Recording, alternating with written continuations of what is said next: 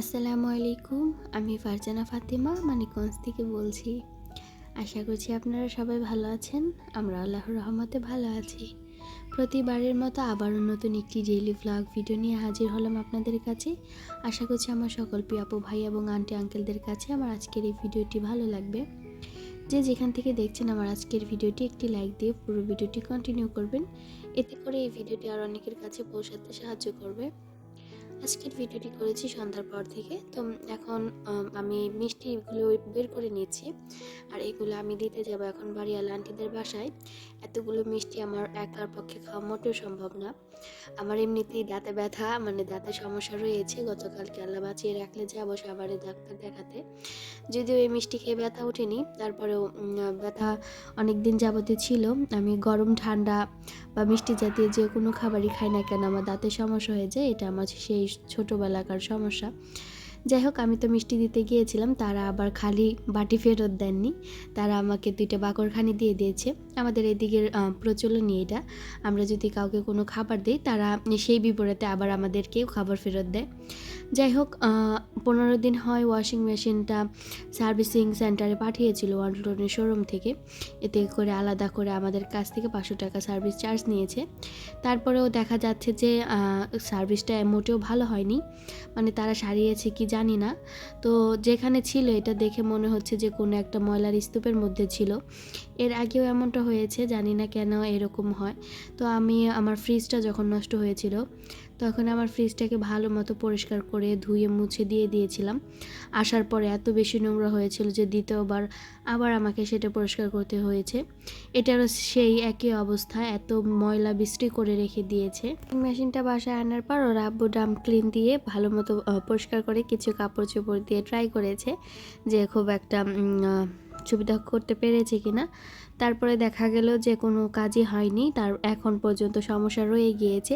সমস্যাগুলো তিনি উল্লেখ করে লিখে দিয়ে এসেছিলেন, তার মধ্যে কিছুই হয়নি। যাই হোক, আবার তাদের ফোন দিয়ে তাদেরকে বলা হয়েছে, এতে করে নাকি তারা বাড়িতে লোক পাঠাবেন। দেখা যাক পরবর্তীতে কি হয়, ওয়াশিং মেশিনটা কি ভালো হয় না হয়।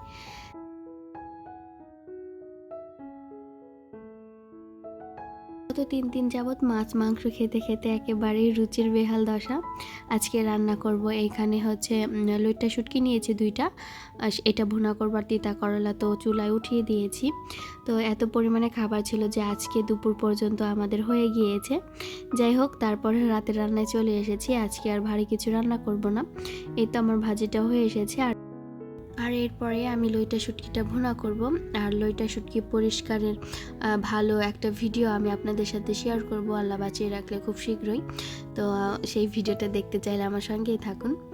আর প্রতিবার আমি যে জিনিসটা আপনাদের কাছে চেয়ে থাকি আজ এখনই চেয়ে নিচ্ছি। যারা ভিডিওটি দেখতে দেখতে এই পর্যন্ত চলে এসেছেন কিন্তু লাইক করতে ভুলে গিয়েছেন, দয়া করে এখন একটা লাইক দিয়ে দিন। আর আজকে যারা নতুন আমার এই ভিডিওটি দেখছেন তাদেরকে বলবো, আমার ভিডিওর কোনো অংশ যদি আপনাদের কাছে ভালো লেগে থাকে তাহলে চাইলে আমার চ্যানেলটিকে সাবস্ক্রাইব করে আমার পাশে থেকে যেতে পারেন। এতে করে আমার এই ভিডিওটি আর অনেকের কাছে পৌঁছাতে সাহায্য করবে। আর যারা অলরেডি এই 2টি কাজই করে রেখেছেন তাদের সবাইকে জানাই অসংখ্য ধন্যবাদ আমার পাশে থাকার জন্য, আমার পরিবারে যুক্ত হওয়ার জন্য।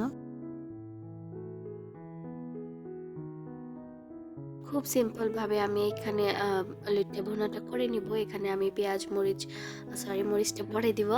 টমেটোটা ভালো মতো ভেজে সমস্ত মশলা দিয়ে দিচ্ছি। আর এখানে আদা রসুন পেস্টটাও দিয়ে দিচ্ছি।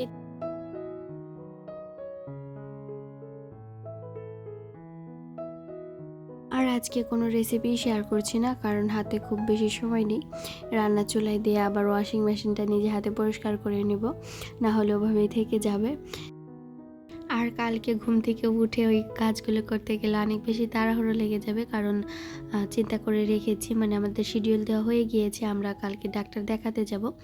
আর এই যে কালকে 2 ফানা কলা নিয়ে এসেছে এইখানে। তো এগুলো সবটাই কাঁচা কলা, পাকা কলা না। আমাদের এগুলো নিয়ে আসে এইভাবে করেই, যাতে সপ্তাহখানেক পরে পাকে, একেবারে মেডিসিন ছাড়া নিয়ে আসে।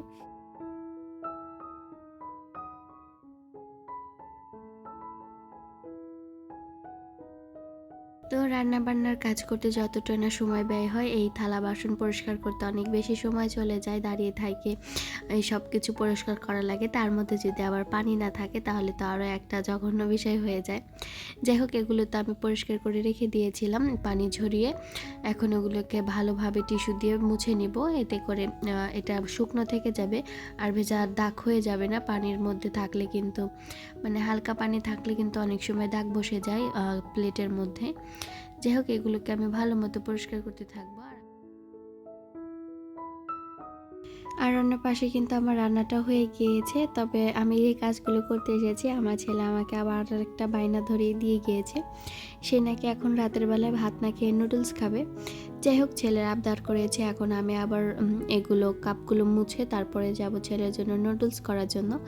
আর এই কাপগুলো কিন্তু বেশ পুরনো, সেদিন বের করেছিলাম, আব্বা মাকে চা বানিয়ে দিয়েছিলাম, তখন তাদেরকে এগুলোতেই দিয়েছিলাম। অনেক দিন পর এগুলোতে চা খেয়ে বেশ মনটা ভালো হয়েছে, আমার কাছে ভালো লেগেছে আর কি, জানি না কার কাছে কেমন লেগেছে। যাই হোক, আর এখানে আমি এই যে নুডলসটা এইভাবে করেই রান্না করে দেব মশলা দিয়ে আর কি, আগে সেদ্ধ করে মশলা দিয়ে এর মধ্যে ডিম ভেঙে দেব।